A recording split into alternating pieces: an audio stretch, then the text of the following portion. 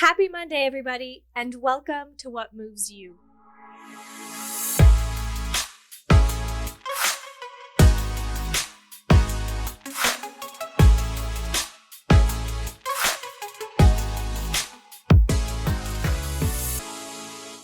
Mélodie, bienvenue à What Moves You. Merci d'être là aujourd'hui, de prendre le temps. Re-bienvenue au Canada. T'es allée à ta course en Arizona. Je voulais commencer par te demander comment ça s'était passé. Merci beaucoup de m'inviter sur le podcast, ça me fait super plaisir. Puis je suis de retour, là, ça fait déjà quelques jours de ma première compétition de l'année. Oui, c'était en Arizona, aux États-Unis. Il faisait bien chaud, j'étais bien. Ouais, j'imagine. Je reviens dans la tempête, donc c'est un gros contraste. Ça a été une belle course, je suis vraiment contente, là. C'est un beau début de Good. saison. Je suis très satisfaite, là. C'était un 52 km en Wow. Arizona. Des trails bien roulantes, bien secs. Ça a Ah, été c'est le très bien. fun. Ah, Ouais. ben, je suis contente pour toi. Puis ça Merci. m'amène un peu à où que je voulais commencer aujourd'hui. Je trouve que souvent, du moins dans mon expérience, les gens avec qui j'ai eu la chance de discuter, qui font soit des sports d'endurance, de la course entre elles ou du sport en général, il y en a beaucoup qui ont une histoire derrière le pourquoi ou le comment ils ont commencé. Puis j'aimerais commencer là avec toi aujourd'hui. Fait que c'est quand ça a commencé la course pour toi? C'est où que tu as développé la piqûre?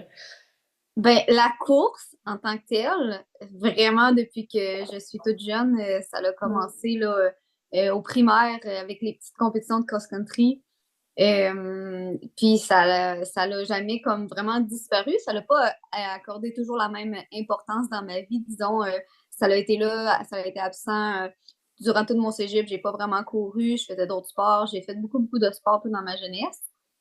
Puis, c'est revenu, je dirais, en force à l'université, que là, j'étais dans l'équipe de cross-country et d'athlétisme là, à l'université. Fait que c'était devenu vraiment mon sport principal. J'avais arrêté comme un peu tous les autres sports. Puis, la course entre elles, en tant que telle, c'est venu durant la pandémie, en fait. Là, moi, j'ai Hmm. gradué de l'université, j'avais plus d'équipe avec qui m'entraîner. Moi, je suis quand même aussi un aspect compétitif. Puis, Ouais. par hasard, des amis m'ont emmené courir entre elles. Puis, j'étais comme, ah, c'est le fun. Puis là, j'y retournais toute seule, j'y retournais. Puis, j'étais comme, ben, c'est cool. Est-ce qu'il y a des compétitions de ça qui existent? Puis là, je me suis mis à m'informer sur tout. Je suis devenue comme un peu accro à savoir tout Mhm. ce qui existait sur la course entre elles. Donc, c'est comme ça que ça l'a parti. Ah, c'est Je suis super tombée cool. vraiment en amour, là. Je ne pouvais plus ressortir de la trail. Ben je pense que c'est une histoire commun, un point commun pour beaucoup de gens qui font ça. Puis à quel moment, là, t'as dit un peu, là, t'as commencé à t'entraîner, faire des grosses courses. C'est quand que t'as commencé à faire justement des longues distances. Puis en fait, où j'aimerais en venir avec cette question-là, c'est souvent on voit les gros chiffres, on voit les grosses courses, on veut tout de suite aller faire, tu sais, les grosses montées, les grosses longues courses. Ça a été quoi ton cheminement là-dedans pour bâtir ta foundation, si tu veux, pour arriver justement à les 52 kilomètres et les Puis, grosses courses comme ça. Puis, tu sais, si je reviens encore avant même de faire la trail, ça fait longtemps que je cours, fait que j'avais quand même une bonne Une base, là. base, ouais. Tu sais, avec l'université, avec le cross-country, j'ai vraiment été étape par étape, fait que je faisais pas des longues sorties. Tu sais, mes longues sorties du dimanche, je me souviens encore quand je finissais un 10 km, puis j'étais tellement contente, puis ça avait été un gros effort, tu sais. Mhm. J'ai vraiment parti de la base, puis je trouve que ça, c'est important de se laisser le temps, là. C'est pas vrai que j'ai fait des 50 km du jour au lendemain, puis c'est pas vrai que j'étais bonne non plus du jour au lendemain, là. Quand j'ai commencé à aller entre elles, je trouvais ça tellement difficile, puis je connaissais rien, fait que je m'alimentais peut-être pas pendant mes sorties parce que je savais pas, tu sais, on n'avait jamais Ouais, mangé pendant un cross-country de 8 km, là. ouais, ouais, Je revenais, là, tu sais, le terme bunker, là, je ouais. revenais bunker solide. J'étais là, c'est tellement dur, mais c'est dur parce que je mangeais pas, tu sais. Fait que bref, j'ai commencé par faire des trails. Je me suis inscrite à des trails, tu sais, de 20 km, là, les trails qui sont plus courte distance, puis j'adorais ça. C'est vraiment une belle distance pour moi. Tu sais, c'était challengeant, c'était long, mais en même temps, tu sais, c'est quand même accessible. Puis, j'ai transféré vers le 50 km, en fait, un peu j'avais envie, mais un peu par obligation parce que j'avais envie d'être plus compétitive. Puis les courses plus compétitives dans les circuits que je regardais pour pouvoir aller aux États-Unis, en Europe, Mhm. c'était les 50 kilomètres qui étaient plus mis de l'avant. Donc, je me suis dit, bon, je me lance puis j'essaie un 50 kilomètres. Puis là, depuis, c'est pas mal rendu ma distance là, de prédilection, mais j'ai pas encore l'envie ou le besoin d'aller vers le Plus 100 loin. kilomètres, là, par exemple. Là. C'est vraiment, Mhm. je me focus sur le 50 kilomètres. Mais je pense que c'est correct aussi parce que je pense, du moins, tu sais, dans mon entourage, il y en a beaucoup qui font ça. J'en ai fait un peu, mais rien de très sérieux. Mais je pense que c'est très facile de rentrer dans la boucle de encore plus loin, Oui, encore plus loin, sans nécessairement tout le temps s'écouter là-dedans. Je sais qu'on en a parlé un peu, genre, en dehors du podcast, mais on parle pas souvent des défis peut-être qui peuvent venir avec le début de la course en général, mais surtout la course d'endurance. Fait que je serais curieuse de, comme on n'en parle pas souvent, d'entendre, ça a été quoi les plus grosses leçons que tu as appris, tu sais, à travers tout ça? Qu'est-ce que quelqu'un qui commence devrait savoir dès leur jour oui. 1, finalement? Ben, il y a des leçons, mais je pense que moi, c'est comme tellement quelque chose qui est important pour moi, puis que j'essaie de convaincre tout le monde, Hmm. le processus. Tu sais, Ouais. d'y aller étape par étape. Puis moi, c'est ce que j'ai fait, puis c'est ce que je recommande à tout le monde de faire. C'est, d'augmenter tranquillement.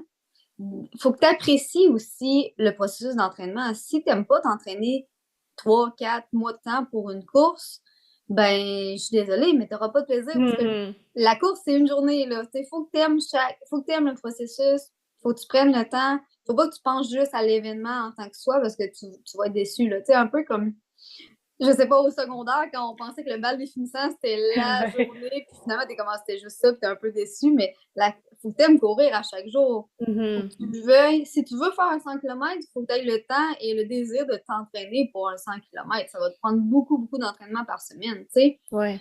Fait que, tu sais, je dirais, trouver ce que t'aimes, trouver la distance que t'aimes, voir qu'est-ce que t'as le temps et l'envie de faire dans ton quotidien. Puis y aller vraiment étape par étape, ça va t'éviter les blessures, ça va t'éviter de te tanner, puis de te décourager, puis d'abandonner. Ça va rendre ça vraiment plus le fun là, tout au long. Puis il n'y a pas de courte distance. Là. Chacun a sa Mhm. distance, puis chacun a son rythme. Là. Fait que je dirais que c'est l'erreur à faire, c'est de vouloir viser toujours plus vite, plus fort, plus longtemps, plus dès le départ. Là. Fait que, Ouais. ouais, Non, absolument. Puis je pense que même pour les gens qui écoutent, qui sont peut-être pas nécessairement dans la course en santé, je veux dire ça, qu'est-ce qu'on vient de dire, je pense que ça s'applique à à n'importe tous, quoi. là. Ouais. Ouais. Puis Puis, tu on a... sais, Oui, vas-y. de célébrer chaque étape aussi, là. Mhm. Si tu fais ton premier 5 km, il faut que tu sois fier de toi, puis tu le célèbres. Après ça, ton premier 10 km. Puis, c'est pas obligé d'augmenter, mais déjà de célébrer chaque étape comme en n'importe quoi dans la vie, en couple, ben, t'es content que ça fasse un an que t'es avec ton chum. Tu sais, tu penses pas toujours à la Ouais. prochaine chose, là. C'est de célébrer chaque petite étape, là. Ça rend ça vraiment, vraiment cool, ouais. Absolument. Puis pour donner peut-être à me donner et donner aux gens qui écoutent comme une vision complète de ton quotidien finalement et comment t'intègres vraiment ça comme un mode de vie et non juste quelque chose que tu Oui. fais à côté. C'est quoi les autres choses? C'est quoi tu fais comme travail? C'est quoi les autres choses que tu intègres à travers tout ça dans ton Oui. quotidien? Ben moi, c'est la course entre elles, c'est un sport que tout le monde peut faire puis qui est vraiment accessible puis qui est pas vraiment au fond compétitif là.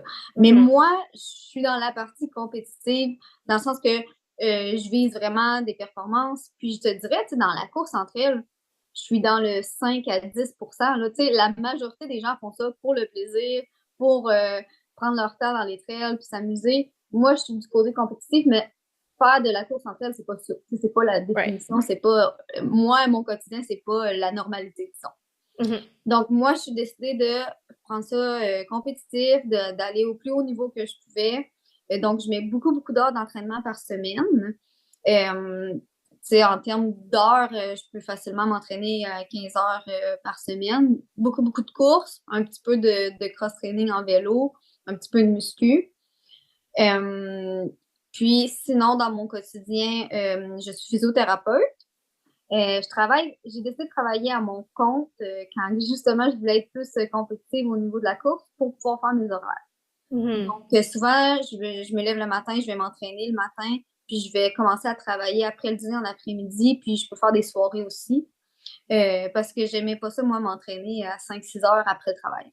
Fait que Ouais. j'ai décidé de choisir de travailler le soir. Quand tout le monde a fini de travailler, moi, je travaille encore, mais c'est comme ça que ça le va mieux pour moi, mais je travaille pas temps plein, par contre. Hmm. Pour justement, parce que l'entraînement, c'est quasiment un travail temps partiel aussi. Ouais. Donc, en gros, je m'entraîne, je suis physiothérapeute, puis je coach aussi en course à pied. Puis ça, c'est en ligne, fait que je peux le faire un peu n'importe quand. Ah, c'est super cool. C'est super cool, puis je pense que ça donne vraiment une belle image.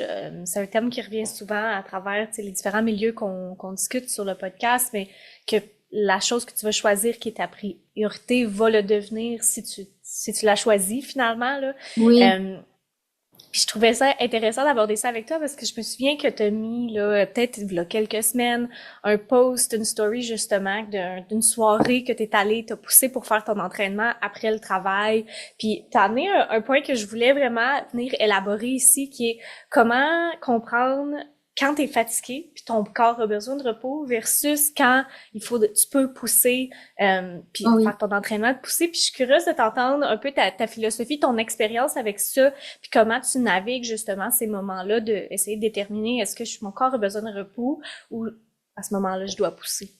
Oui, puis ça vient avec le temps, hein. Là, je me connais beaucoup parce que ça fait longtemps que je m'entraîne, puis j'ai beaucoup expérimenté. Puis c'est de savoir s'écouter beaucoup. Parce que ce que j'expliquais dans ma story à ce moment-là, c'est qu'il y avait une fatigue mentale, puis il y a une fatigue physique. Puis parfois, euh, il faut écouter sa fatigue physique. Tu sais, quand on se sent vraiment à terre, pas d'énergie, puis qu'on a limite un peu mal, c'est pas le temps d'aller faire un gros entraînement. Mais parfois, on a eu une grosse journée. Dans mon cas, c'était comme une formation toute la journée. Il était rendu 7 heures le soir, ça me tentait pas. Mais mon corps il était prêt à faire mon entraînement. Puis, ce que je fais dans ce temps-là, comme là, dans cet exemple précis-là, j'ai embarqué sur mon tapis roulant, ce qui était déjà plus facile pour moi que d'aller dehors en Ouais. hiver. Puis, je me suis dit, commence par faire juste ton échauffement, 15 minutes de jog, puis tu essaieras après ça une série. Fait que, ben, un intervalle. OK, l'intervalle a bien été. Un deuxième intervalle. Finalement, j'ai fait l'entraînement au complet, puis mon corps était prêt à bouger, puis au contraire, ça m'a super fait du bien après cette grosse journée-là. Hmm. Fait que moi, ce que je dis comme conseil, c'est, ben, OK, pose-toi la question. Est-ce qu'en ce moment, c'est ma tête que ça ne me tente vraiment pas parce que j'ai une grosse journée ou c'est vraiment physiquement, j'ai des signes physiques que mon corps n'est pas prêt à bouger? Euh, Si c'est la tête, faut faire un shutdown, se Hmm. dire, se convaincre mentalement comme, OK, go, j'y vais. Juste faire le premier pas, sortir dehors, te convaincre de faire, si toi, peu importe c'est quoi ton sport, aller prendre une marche. OK, je vais faire ça 5 minutes. Puis Hmm. souvent, le pire, c'est les quelques premières minutes de se lancer. Une fois que tu es parti, tu te rends compte que les sensations physiques sont là. Fait que c'est ça que j'expliquais, c'est parfois, il faut de la discipline, mais t'es toujours content de l'avoir fait par la suite, là. Absolument. Puis Mm. est-ce qu'il y a eu, je suis sûre qu'il y en a eu là, mais est-ce qu'il y a eu des moments justement où que tu t'es pas écouté puis que tu as poussé peut-être trop ton corps physiquement puis en quoi ça en a résulté? C'est le même? Anyway, t'as Oui, compris ce que j'essayais de dire? oui. Ouais. Ben, c'est sûr que oui. Puis la dernière, en fait, en ce moment, je vais toucher du bois, mais depuis que je suis graduée physiothérapeute, ça fait quand même quelques années, j'ai pas eu aucune blessure qui m'ont empêché de m'entraîner pendant Mhm. plus qu'une ou deux journées. Donc, j'ai pas eu de blessure de sport. Pendant mes études en physio, quand j'étais justement avec l'équipe de l'université, j'avais eu exactement ce genre. J'avais eu une formation tout le week-end, puis là, j'essayais d'aller courir à 7 heures le soir, puis là, j'étais brûlée, puis j'avais une petite douleur qui était apparue dans mon genou. Puis j'étais comme non, je veux continuer. Puis là, le lendemain, j'y retourne. Puis là, j'avais déclenché une blessure. J'avais eu une blessure au genou après ça des mois de temps. Puis j'étais tellement fâchée contre moi-même que Mm. tout s'était passé dans ce week-end-là, que je m'étais pas écoutée, puis j'avais couru sur ma douleur. Puis c'est ça que là, à ce moment-là, j'avais pas écouté mon corps. Tu sais, ma Mm. tête, elle avait peut-être été trop forte et trop motivée pour mon corps à ce moment-là. Fait que d'écouter justement la sensation physique versus son mental, à ce moment-là, je l'avais pas écouté, puis j'ai eu une blessure. Mm. Puis je pose la question, oui, ça paraît kind of obvious comme question, mais où je voulais m'en aller avec ça, c'est que je sais pas toi dans ton expérience, c'est peut-être quelque chose que tu vas pouvoir venir élaborer avec moi, mais dans là maintenant, 1 ou 2 ans, j'étais très dans le sport moi aussi, plus la musculation, mais vraiment pour moi, dans cette période-là de la vie, vraiment en surplus. Puis j'ai commencé à rattacher mon image de soi, ma self-worth, toutes ces choses-là dans ma capacité d'entraînement, puis le fait d'être là, de shower up, de faire les répétitions, même quand j'étais fatiguée, même quand j'aurais dû prendre le repos. Puis je trouve que c'est pas tout le monde, c'est pas l'histoire de tout le monde. Il y a des gens qui gèrent ça vraiment bien, mais je suis curieuse comme quelqu'un qui est très compétitive avec toi-même autant qu'avec les autres. Euh, comment comment tu gères un peu cette partie-là de pas trop rattacher ton image Mon de soi, ton identité. self-worth à ta performance, juste ta régularité dans ton entraînement, tout ça. Ouais. Euh, je vais répondre à ta question. Vraiment, j'ai une bonne réponse à ça, mais juste pour revenir, puis parce qu'on a parlé, ça me fait penser à ça, Mhm. de pas s'écouter, puis que là, j'ai dit, ça m'a rendu à une blessure. Mais il y a aussi l'aspect mental. Si tu t'écoutes pas, je me suis déjà aussi rendue à une fatigue mentale. Ouais. Euh, comment je peux expliquer ça? Tu sais, quand justement, à chaque jour, tu te forces, tu te forces, tu te forces, t'en fais beaucoup, puis tu vas toujours chercher de la grosse motivation, puis tu t'épuises dans tes ressources mentales à ce moment-là. Mhm. Puis j'avais fait une grosse compétition que j'avais beaucoup été chercher dans le mental, tu sais, ça avait été très difficile, mais j'avais eu un bon résultat. Puis là, j'avais continué à m'entraîner pour une deuxième compétition qui était quand même proche, puis à la deuxième, j'avais pas de vouloir, là, tu sais, comme Mhm. ta tête, ça ne tente pas de se battre, là, pas du tout, aucune combativité. Ben, j'avais épuisé mes ressources mentales. Fait que je pense qu'il y a ça aussi, comme quand tu dis de show up à chaque jour, ben, faut que tu donnes un repos des fois à ta tête aussi, là. Mhm.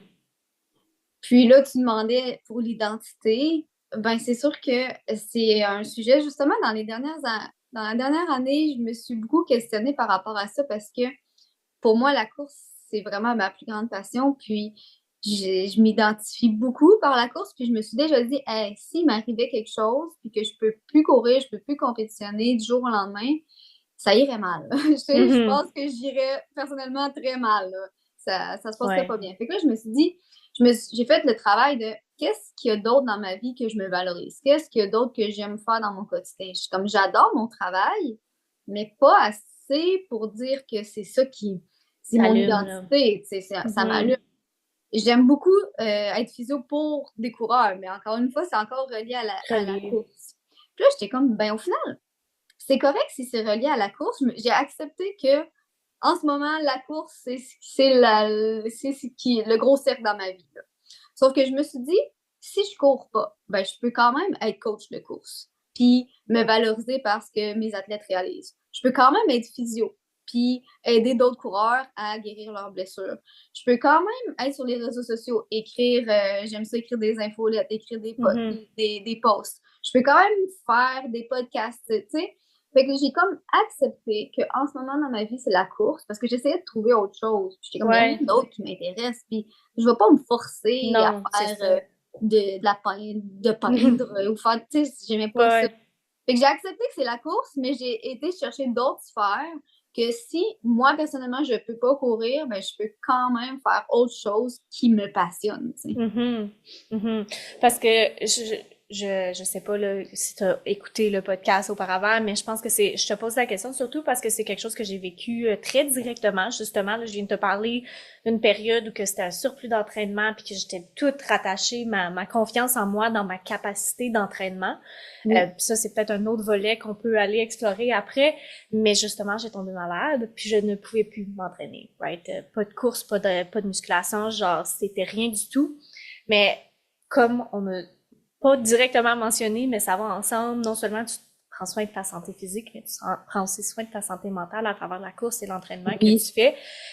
Puis justement, dans ce point-là où que tous mes œufs étaient dans le même panier, j'avais tout rattaché mes ressources pour ma santé physique, ma santé mentale, dans le panier de l'entraînement. La minute que ça, c'était plus une option pour moi, ben là, je me suis de bord, j'ai fait, oh, je fais quoi? Tu sais, ça Ouais. va vraiment très mal.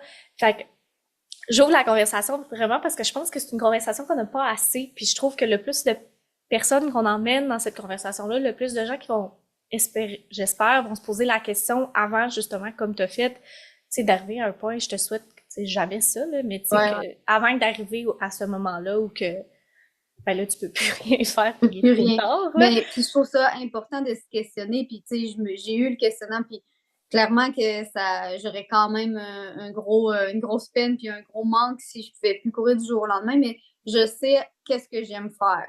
Tu sais, Mhm. qu'est-ce que quand je cours pas, qu'est-ce que j'aime. Puis si j'ai une semaine ou deux de repos dans l'année, c'est quoi que je vais faire que j'aime, tu sais.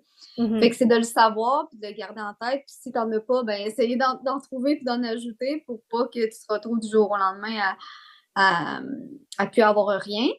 Puis tu sais, il y a une différence entre avoir une passion puis en faire son identité complète, Ouais, là. ouais. Tu sais, ta passion n'est pas non plus obligée d'être ton travail. Ta passion n'est pas obligée d'être ton 100% de ta tranche, de ta tarte là, de Ouais, vie, ouais. là. Tu sais, des fois, moi, je dis, ben, ton travail, si tu l'aimes un peu moins, mais qui te permet de faire ta passion, C'est ça. parce qu'à un moment donné, il faut gagner notre vie, ben, c'est Mhm. parfait, tu sais. Mais il y en a des fois qui veulent absolument que leur travail, que leur passion devienne leur travail, puis ça finit par t'épuiser, puis t'aimes plus ta passion à la fin, tu sais. Ouais. Fait que d'avoir justement d'autres options en tête, c'est toujours bien. Puis, c'est moi, la course, ça me gère beaucoup ma santé mentale, là. Tu sais, comme tu dis, ça me déstresse. Mais quand je cours, c'est l'effet de l'activité physique, mais c'est aussi l'effet d'être dehors, Ouais. l'effet d'être en nature, des fois l'effet d'être avec des amis Mhm. avec qui je vais courir. Fait que c'est de se dire, OK, si je peux pas courir, est-ce que je peux aller marcher dehors? Est-ce que je peux juste aller m'asseoir près de la nature? Est-ce que je peux juste voir ces amis-là? Tu sais, d'aller chercher tous les petits aspects qui aident finalement là, dans notre. Mhm. Ouais. Non, Chez toi, absolument. c'était dans l'entraînement. Est-ce que justement, c'est l'effet d'avoir une routine? Est-ce que tu peux te recréer une routine, mais que c'est autre chose que d'aller au gym? Est-ce que, tu sais, Mhm. ouais. Non, c'est exactement ça. Puis on s'approche d'un autre sujet que je pense que, en fait, je suis curieuse juste d'avoir ton expérience là-dessus, mais de gérer sa pression qu'on se met à nous-mêmes, right? Quand on est compétitif, oui, on est compétitif avec les autres, mais du moins dans mon expérience, c'est surtout avec soi. Fait que tu vois, Euh, ouais. Puis des fois, surtout dans ton cas où que tu te mets des objectifs de performance, comment tu euh, gardes la positivité autour de ça, malgré le fait que tu te mets des objectifs, que tu vises haut, comment tu fais pour un peu, pas nécessairement gérer la déception, là, parce que Mhm. tu performes bien, je suis sûre. Mais un peu gérer les hauts et les bas qui viennent avec les objectifs que tu te mets, puis de la pression que tu peut-être que tu te mets, que tu te mets pas euh, Oui. face à ces objectifs-là. Ben clairement, là, je me mets quand même une certaine pression de performance parce que j'aime la performance. Fait que, il y Mhm. a ça aussi, c'est que moi, j'ai du plaisir quand je suis en compétition à être dans la performance, justement. Si je m'inscris à une course puis que je me dis, ah, je le fais pour le fun, puis je prends mon temps, puis je prends des photos, tu sais, j'aime pas ça. C'est pas ce que Mhm. j'aime ça quand il y a de la compétition. Fait que ça, si t'aimes ça, c'est bien. Si t'aimes pas ça, ben fais-en pas, tu sais. Ouais. Fait que j'aime la compétition. Puis ensuite, ce que j'ai appris aussi, peut-être à mes dépens, parce que j'ai été déçue quelques fois, c'est de me donner des objectifs qui sont personnels à moi et non reliés à d'autres ou à des choses que j'ai pas le contrôle. Mhm. Exemple, je peux pas dire mon objectif, c'est d'arriver dans les trois premières. Tu sais pas. Tu sais pas qui va être là, tu sais pas, tu sais. Ouais. Tu peux pas dire non plus mon objectif, c'est de faire exactement tel temps. Tu sais pas la température de la course cette journée-là, tu sais pas. Fait que c'est vraiment dur d'avoir quelque chose de précis qui est relié à d'autres. Ouais. Versus que là, moi, souvent, présentement, mes objectifs, c'est que je me connais beaucoup. J'ai un coach, on connaît un peu mon niveau de forme, ce que je suis supposée être capable de faire. Puis, je vais vraiment me donner des objectifs sur je veux performer au maximum de mes capacités à moi. Mhm. Fait que dans mes capacités à moi, exemple, le 52 km que je viens de faire en Arizona, je savais que j'avais la capacité de le faire en bas de 4h30, puis que selon les résultats un peu qui étaient là, je devrais me situer dans le top 10 des filles. Ça n'aurait pas été grave que je sois 15e, tu sais, si toutes Mhm. finalement les filles étaient super plus vite que moi, puis Mais j'essaie de voir, moi, mon niveau de forme en ce moment, qu'est-ce que je peux me donner comme objectif qui est personnel à moi. Je vais jamais me dire, mon but, c'est d'arriver avant elle. Tu Mm. sais, c'est comme, ben, si elle a une mauvaise journée, tu parles vraiment à elle. Tu sais, Ouais. dans le sens que toujours se relier à nous. Puis j'aime ça aussi, me donner un objectif comme ça de performance. Puis me donner un objectif aussi de sensation, je dirais, ou comme, Mm. tu sais, un peu plus flou. Fait que Ouais. je vais me dire, ben, aujourd'hui, dans ma course, ben là, je parle de course parce que moi, c'est mon sport, là, mais aujourd'hui, je veux vraiment là, accorder une importance à mon mental. Fait que pendant la course, je veux garder un mental fort, tu sais, être toujours focus, à me parler positivement. Fait que ça, c'est Mhm. comme un objectif de mental, si on veut. Puis sinon, des fois, je me donne un objectif de ah ben, d'habitude, dans mes courses, j'ai vraiment de la misère à bien manger à chaque demi-heure. Ben, aujourd'hui, dans cette course-là, mon objectif, c'est prendre un gel à chaque demi-heure. Peu importe la position, si à la fin de la course, je finis et j'ai réussi cet objectif-là de Mhm. manger à chaque demi-heure, ben, c'est une réussite, tu sais. Fait que j'aime ça me donner Absolument. 3 objectifs vraiment qui ont des alignements différents.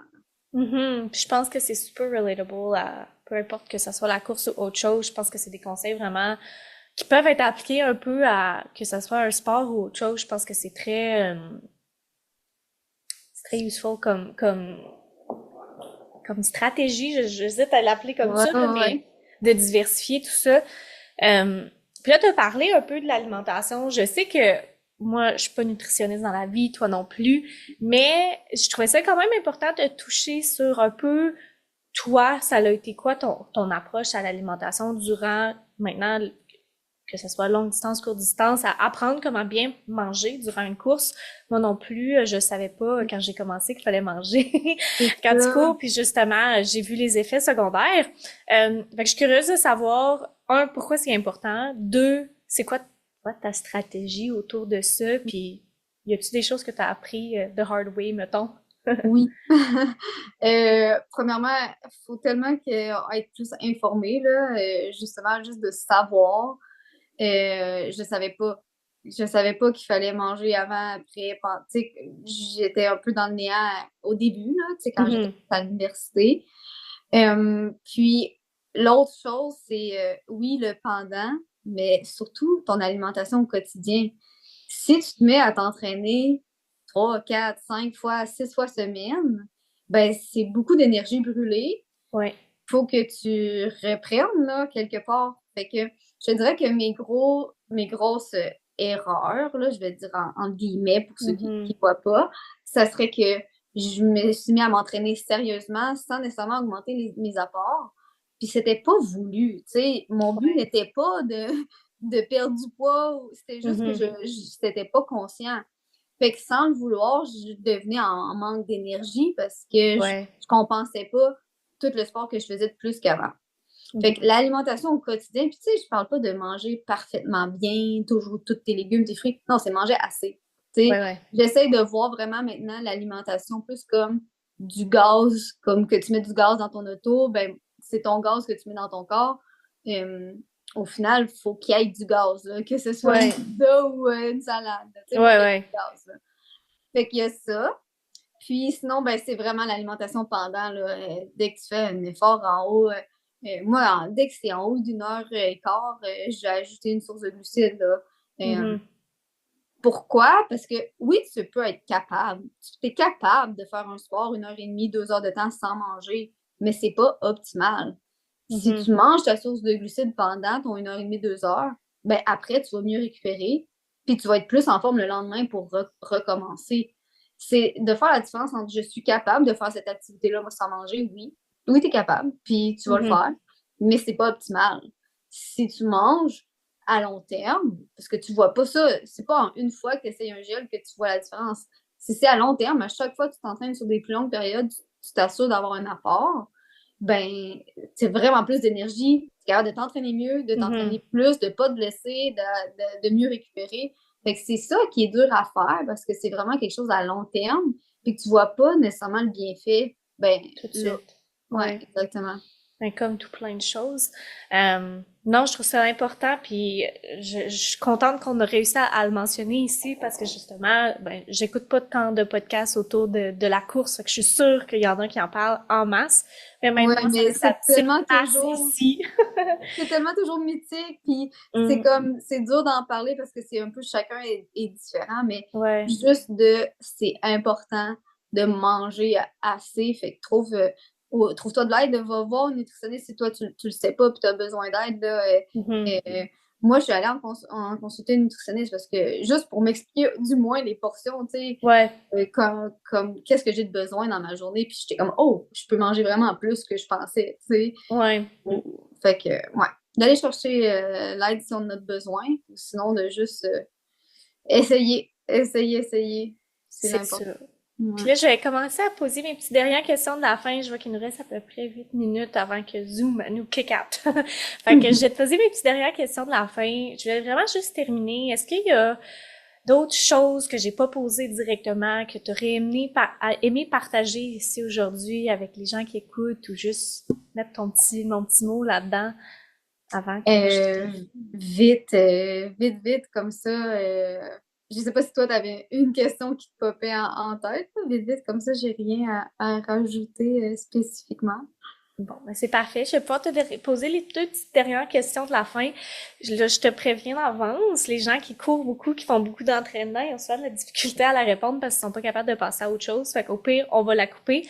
Mais naturellement, un des gros thèmes du podcast, c'est la santé mentale. On en a parlé quand même beaucoup aujourd'hui, mais sachant que c'est quelque chose qui varie pour tout le monde, la façon qui fonctionne le mieux pour en prendre soin est différent pour tout le monde. Fait que je suis toujours curieuse de demander aux invités c'est quoi les choses qu'ils font pour prendre soin de leur santé mentale.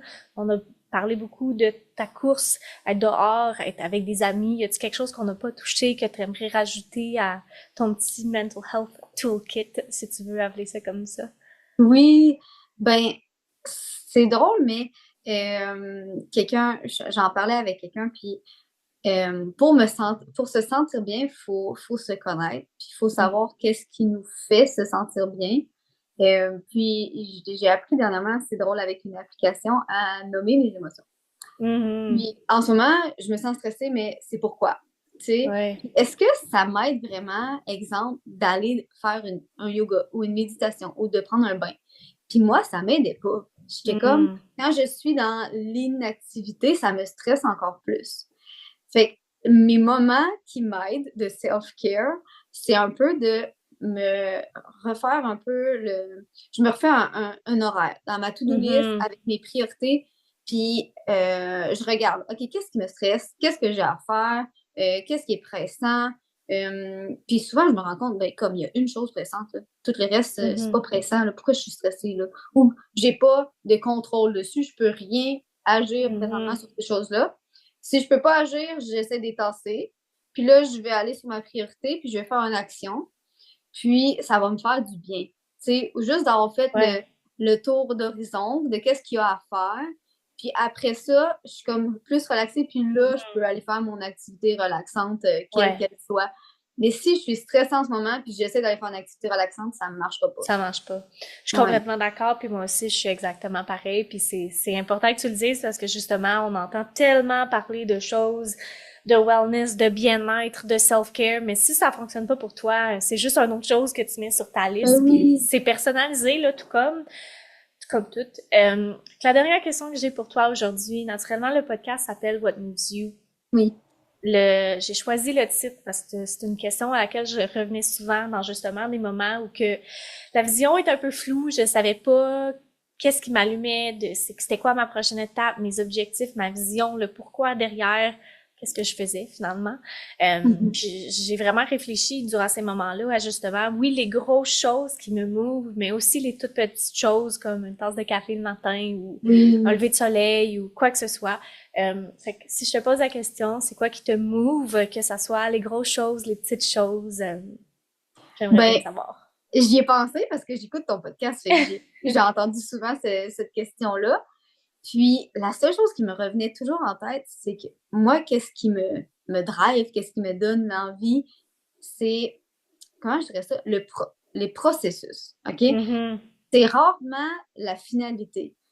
Moi, chaque jour, je suis excitée d'aller faire mon entraînement. Je suis excitée de travailler sur un projet que j'ai, d'étudier pour, tu sais, quelque chose que je veux faire. Fait que c'est de trouver, je trouve, ton goût à chaque jour, de faire ces petites choses-là, puis de pas juste toujours penser l'achievement, excuse-moi Ouais, l'anglicisme, ben, là. écoute, il y a de l'anglais partout dans mon podcast, c'est pas grave. Désolée. Mais c'est ça, c'est qu'à chaque jour, moi, tu sais, souvent, j'arrive, pour en revenir à la course, j'arrive au jour de la compétition, puis je suis comme, ah, déjà. Mais en fait, Mhm. je suis triste que le plan d'entraînement soit terminé. Tu sais, Ouais. c'est que les plans d'entraînement, les actions chaque jour pour arriver à un projet, j'aime ça, travailler sur les projets, fait que je trouve que les processus, ça m'anime. Ben, je pense que Ouais. c'est une très belle réponse parce que souvent, du moins moi, je le sais que je suis comme ça, j'ai de la misère à trouver le joy puis la motivation dans le processus parce qu'on est concentré souvent sur la fin ou que ça va nous amener. Fait que je trouve ça vraiment important puis une très belle façon de finir tout ça. Fait que Ouais. Mélodie, merci beaucoup pour ton temps. Je suis contente de pouvoir finalement s'asseoir puis jaser puis enregistrer puis si jamais les gens ont des questions pour toi, qui aimeraient connecter, d'en savoir plus Oui. sur ton histoire, c'est où qu'ils peuvent aller te trouver. Ben moi, je suis sur Instagram beaucoup. Mélodie Gilbert, c'est très simple. J'aime vraiment ça. Tous les gens qui m'écrivent, là, j'aime ça toujours répondre, j'aime ça connecter. J'écris une infolette. Si tu t'abonnes, tous mes liens sont sur mon Instagram. Fait que j'envoie des petites nouvelles sur toute course. Si t'aimes pas trop la course, tu vas peut-être trouver ça ennuyant, mais toute course. Donc, c'est principalement là que je suis active. C'est très cool. Ben, merci beaucoup pour tout le monde qui a écouté aujourd'hui. Merci. Et on va se voir lundi prochain. Bye! Bye bye!